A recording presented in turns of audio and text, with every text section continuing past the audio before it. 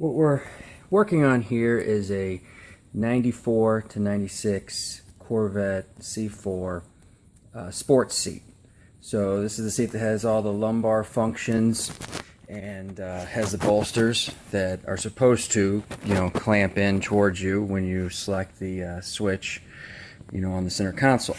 A couple of things to point out is if you want to service most of the parts, they're underneath the seat bottom, and there's a little clip here that you need to push out of the way, and then that'll give you the ability to access and pull off the cushion. And that's all there is to getting the cushion off. The seat we're looking at here is the passenger side. The passenger side seat has the compressor in it that is going to do all the lumbar. And so when maybe it's the first time you get the car and you're trying to switch seats and stuff's not working on the switch, trying to control the driver, and you hear all the sound coming from the passenger side and you're thinking, oh, something's not right. All the noise will come from the passenger side, even though you have it switched over for the driver's side, because this pumps all the air and then a hose goes underneath the center console to the driver's side. So this is the passenger side. So this is the manifold that's going to distribute the air. The two black ones are for the bolsters that are going to clamp in this side and this side. Those are really prone to breaking and coming apart and just not working right. These next three will service the lumbar that's in the middle here section. And basically, once obviously the seat's out of the car, we'll turn it around here so you can see the back. I already unzipped it, but usually the zipper's just, you unclip these off the bottom, and then you can, with a needle nose, pull up the zipper to gain access to the back. And we'll tilt it forward a little bit here. And we'll peel back the cover so you can see this is the middle lumbar and the hose is going to it. And then you can see the side bolsters, and this is kind of a unique system. It's a little different than the old sports seats.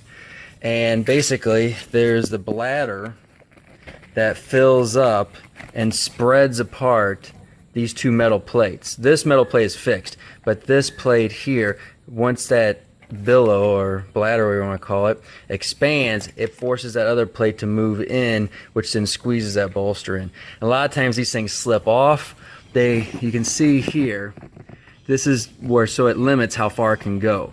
And on the other end, because you have to get this plate in there, this side has to be bolted in, which you can see this little screw here, and that screw comes out a lot. And then you can see the other side here of that bracket. So then that holds the whole plate in so it doesn't come out. Well, sometimes that screw comes loose and then you can't get the bracket, or the bracket just falls off and then the bladder doesn't work anymore. So usually what I do is I put a new screw in and then I weld it.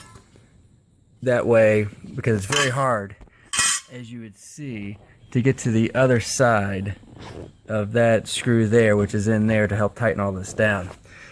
So, and then I'll show you how this kind of goes back together. I had to make a new closing bracket because the other ones just were missing. And so it's a lot more heavy duty design out of 1/8" steel. And then that's basically going to bolt in like that.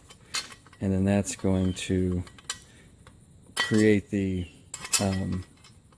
keep the piece locked in.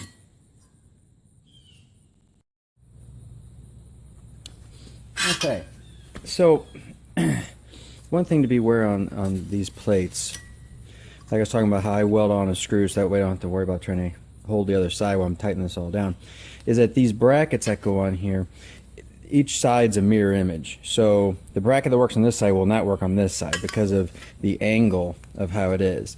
Like this, obviously if I put this in, you'll see that it's not the correct angle to match up to the other side, because this is for the outside one there. So this is the correct one. See, and you can see how it will mimic that angle across to the other side from here to here. So when the plate moves, it gets caught on those, and that keeps it only moving so far. So that's one key thing. So then putting these bladders on, you'll see how it's kind of offset, and these need to hook into these here, and then the black hose goes down there. Now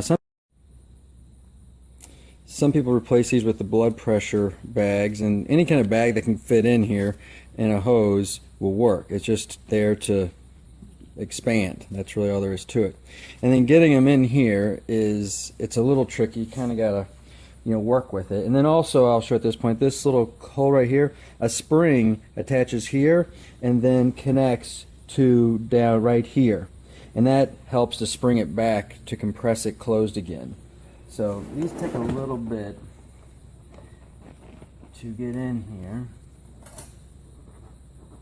You put them up in the top part, and then you slide them down in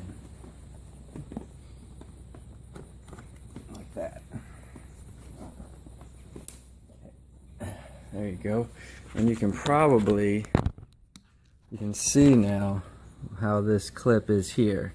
And so when that expands out, that's going to bottom out right there. And so now I got to put in my bottom clip down here. Okay, you can see now how I bolted that. Now I use a nylock nut, and that's a 1024, and you can see how that bracket's going to keep it. It can only extend out so far. And let me show you on this side. There's that spring that you got to get in, and then make sure this side down here, the point is pointing out, because you don't want to rub against that bag, the bladder bag right there. So it's kind of a tricky spring to get in. It's not too bad, but you'll need that so they recompress back. Now my springs were missing, so I got to go match something up for that.